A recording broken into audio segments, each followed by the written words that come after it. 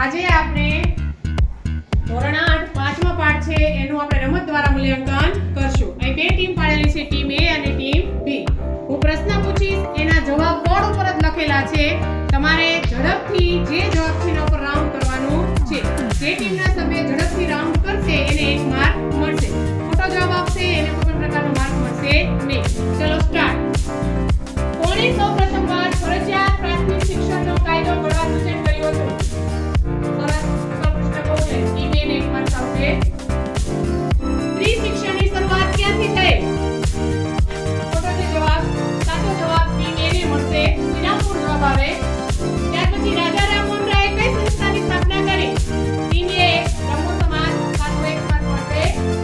Dayanand agro વૈદિક college ક્યાં આવેલી છે? દયાનંદ એગ્રો વૈદિક કોલેજ લાહોર. સરસ, ટીમ A ને માર્ક્સ મળશે. રાજા રામમોહન રાયે કઈ સંસ્થાની આવે કે પ્રશ્ન આપણે હિન્દના શિક્ષણનો મેગ્ના કાર્ટા કહી શકાય તેવી શિક્ષણ સુધારો કયો? સરસ, ટીમ A ને પૂર્ણ કૃતા આવે. ભારતના પ્રથમ સામાજિક સુધારક કોણ હતા? ભારતના પ્રથમ સામાજિક સુધારક રાજા રામમોહન રાય. Team B. સરસ, 1 માર્ક ટીમ B ને.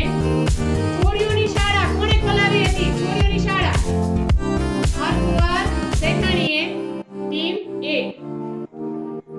ભારતમાં અંગ્રેજી શિક્ષણ શરૂ કરવાનું શ્રેય કોને જાય છે? William Bentinck. Team A. સરસ. કોણે પોતાના